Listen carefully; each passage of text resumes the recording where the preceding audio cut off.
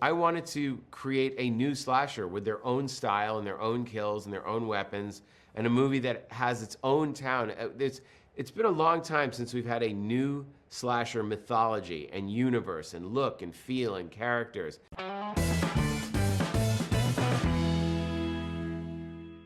What do you think needs to be in a good horror movie? Well, you need great characters, you need a great story, you need the amazing kills, and of course, really great scares. Can you tell me about your experience with horror movies?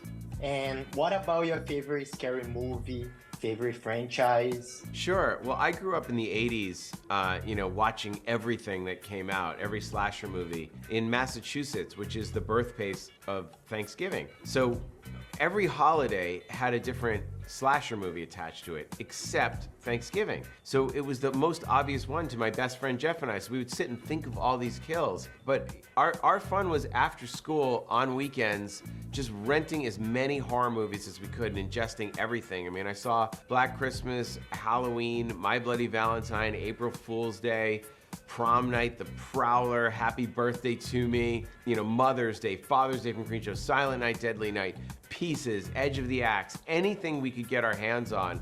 And then it moved into Italian horror with Demoni and Lamberto Bava's films, and then cannibal films with Gerardo Deodato. You find a director or subgenre and you just dive into it. But I felt like as much as I loved Ghostface and Scream, and Mute Witness was a big influence on this, I wanted to add a new slasher to the canon. I wanted a new killer out there, and that's John Carver. And so it was a real dream of mine to make a slasher film where you can add a horror killer. What is the biggest challenge of directing a movie like that? For me, the biggest challenge is you want to pay homage, you want to do it in the language of a slasher, but you don't want to repeat them. You want to put your own spin and your own style.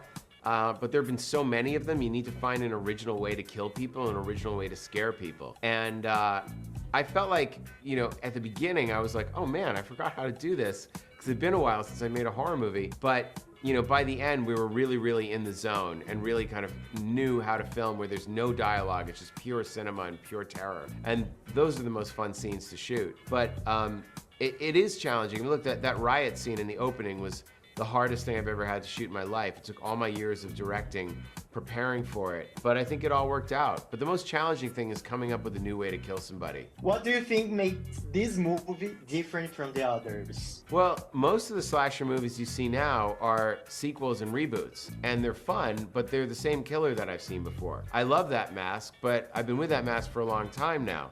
So I wanted to create a new slasher with their own style and their own kills and their own weapons, and a movie that has its own town.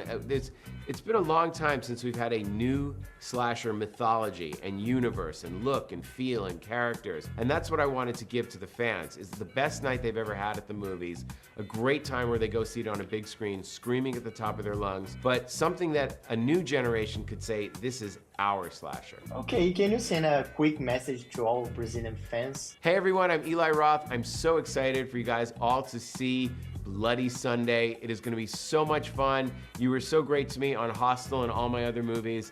I love you all, and I may see you guys soon.